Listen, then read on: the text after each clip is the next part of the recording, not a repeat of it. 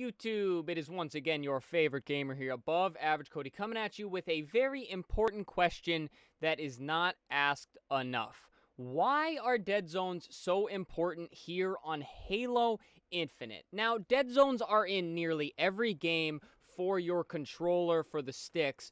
But why is it that with Halo Infinite, the word seems to be much more searched, I guess you could say, on the internet? With Halo Infinite, people were looking up what dead zones are, what dead zones to run, what dead zones the pros are running, and it led to this big, huge search of what the best controller settings are, not necessarily just for Halo Infinite, but also Call of Duty, Apex, whatever first-person shooter you could possibly be playing on controller. And I mean, they've always been there, and people have always been curious, but I feel like it's never been more important than it has been here on Halo Infinite. So I'm going to do my best today to hopefully give you guys a better understanding on why these settings are so important here on this game specifically, and personally why I think they're more important in Halo than any other first-person shooter you could possibly play. Now let's first talk about what a dead zone is, and then I will get into the main reason why I think they're so important, and then I'm going to show you guys some examples on how dead zones can greatly affect your gameplay. So first off, a dead zone, guys, is an area on the stick or the trigger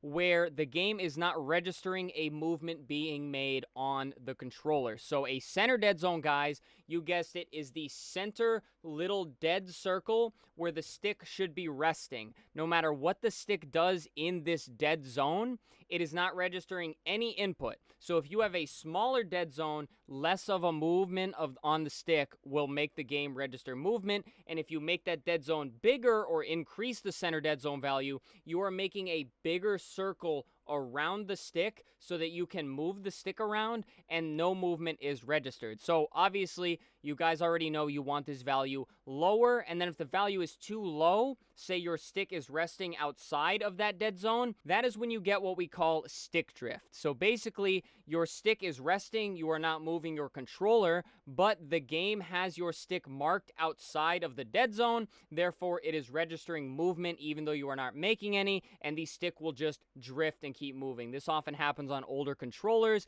because the stick tends to move out of the set area it was manufactured to be in, and then it is registering outside of the game's dead zone. And along with talking about dead zone, guys, I also want to talk about the max input threshold. It does not say dead zone here, but some games like Call of Duty do call this a max input dead zone, or whatever they call it exactly, because it is basically your outer dead zone. So it is the area outside of the stick that controls basically where it is registering the max movement. So think of the area between the center dead zone and the max input as the area you can move the stick. So you can imagine if you make the outer dead zone bigger, it makes the area that you have to register stick movement smaller. And I just explained this in one of the Call of Duty controller settings videos, guys.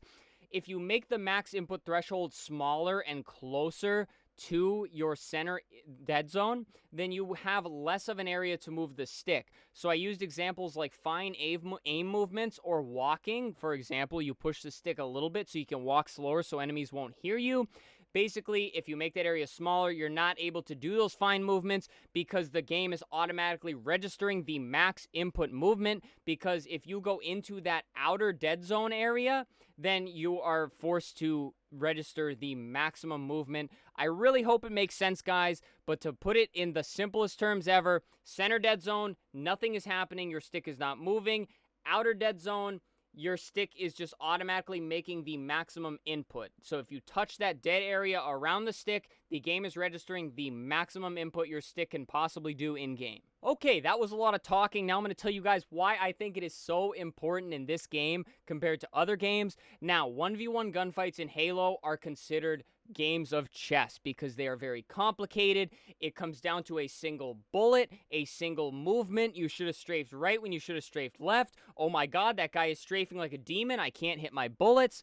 It comes down to a lot of different things. Gunfights in Halo are very, very complex, so you need every single little last second that you can possibly get to make your enemy miss a bullet, to help yourself hit the bullets, and everything in between, guys. And I'm going to talk about here why in this game dead zones can greatly affect your gunfights, and that is really the main reason everybody is searching up what the best controller settings are on this game. Now, guys, the best example I could possibly give you, and I'm going to show you, is with the center dead zone on the move thumbstick. Now, you want the center dead zone as low as possible because, again, we already discussed it. This is where the game is going to register that first initial movement. And it comes important with the strafe because you want to be strafing as fast as possible. You don't want any delay on your controller. So, say your dead zone is all the way up, guys. This is the biggest possible center dead zone you can make for yourself on Halo Infinite on the move thumbstick. Now, I'm going to show you on my left thumbstick here, I can actually move the stick right here, and my guy is not moving. You do not want that. You do not want to be able to move the thumbstick and not be moving. Because basically, what is going to happen in game is you have to now jump over that little wiggle of area to get to start strafing. All right? And you don't want that. You want the controller to react the moment you press it. You do not want any dead movements. So that is why I have my dead zone down at 5.5. And you would think I could go lower, but I'll show you what happens if I go to 0 on the move thumbstick. I do get insane stick drift. My character's moving. I am not touching the sticks at all. Hold on, he's against the wall. There we go. Massive stick drift. That's what I'm talking about with the dead zone being smaller than where the controller rests. So basically, if you have this issue, guys, just keep ticking it up until your drift stops, which for me, that is 5.5 is where I really get 0 drift, and there you go. The stick drift is now gone. And now, guys, with the max input threshold, you will see for the move, I have it all the way up. Let's put it all the way down and show you the value you do not want. Now, on the left stick here, as you can see, I have it probably halfway, and my guy is just barely walking. And then if I go all the way, it's all right. You know, that's not too bad. But I have to really throw the stick all the way to hit that max speed. I have to really move the stick. So now we're going to put the max input all the way up so I can show you how it looks when you do that as a value. Now, I just touched the stick a little bit. Once again, I'm going that half movement. That's already much faster than the half movement we were just doing. And now I can go side to side much quicker. Basically, when you put that value all the way up, guys, it is going to register the max input threshold faster than it would have if you had the value all the way down. So, you have it all the way up on the move thumbstick because you can be very much a barbarian on the move thumbstick. You want the full movement speed basically right away. On the look thumbstick, you want more variation. What I talked about with the slow walking and the fine aim movements, you want a bigger area that your stick can be picked up on so that you can make finer movements and be able to move it slowly just a little bit so that you can aim, you can rip people off cover, and you can just have really accurate shots. And it's kind of funny because you want more area on the look thumbstick, but you don't want as much on the move thumbstick because you want the move thumbstick to move very quickly and you want the max movement as quickly as possible. The look thumbstick, much more precise, much more smaller movements, and you want a bigger area on the stick to be able to control. And guys, if you haven't caught on to the point I am about to make here, the dead zones affect your gameplay so much because of how intricate the gunfights can be, which means they are very, very important. The sooner a person adjusts these settings to perfectly work with them and their controller, the sooner they can fine-tune their skills, the sooner they can get used to how the controller is playing, and the sooner they can start winning those chess match gunfights rather than just running around and playing and just feeling like you're playing underwater. That is how I always describe the default settings on Halo, because Halo is a very different feeling game, but when I picked up this one, it did not feel like a first-person shooter. It felt slow, it felt choppy, and it just felt weird playing on controller. It felt like it would be easier playing on keyboard and mouse, which if you knew anything about that, it was not. But once you really play with the settings, and you have to play with the settings, guys. If you have not touched any of your controller settings,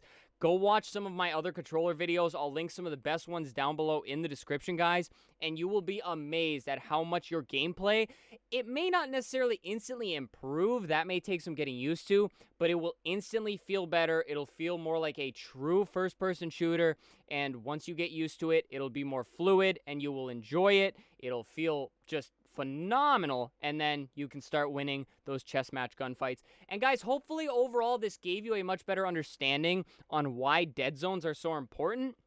And I'll be honest, Halo Infinite is the game that made me start doing these controller settings videos, because it was just really fun diving in, playing with all the settings, finding what worked, and then bringing it to you guys so that I can tell you what worked for me, and then also educate you guys so that when you go to another first-person shooter, you already know what all these settings do, you know what values you like, and you know where they roughly should be, so that you can kind of run away with it yourself, if you will, and not have to look up all the other pro settings and things like that, guys. I hope this video helped you guys out. There is also trigger dead zones, but I've already done a ton of videos on those, and as you can see, I run default here because it is a setting that fixes problems if you have the problem, but it's not necessarily something you have to play with if you're just playing on a perfectly fine operational controller. And guys, I forgot to tell you, I do run an Xbox Elite Controller Series 2. A lot of people like to know what controller I run when I do these videos, so that's it. If you watch till the end of the video, well, now you know, or feel free to tell your friends to ask in the comments or something like that. But that does it, guys. Again, tons of Halo Infinite videos on the channel, tons of controller settings videos. We're starting to do them for other games as well, so please subscribe to the channel, guys. Leave a like on this video so more people can find it. It really does help out. And pretty please leave a comment. If I missed anything or there's something you want to say about Dead Zones, guys, please say it below. I'll leave a heart on it. It'll jump to the top, and then other people can get help from you guys in the comments as opposed to just me here in the video. Thank you guys so much for watching. Channel memberships are also available, $4.99 if you want to help support a little bit monetarily. Helps out a lot, but please, guys, you do not have to. I appreciate you just watching the video. Thank you guys so much. Stay happy, stay healthy, and stay tuned for the next video.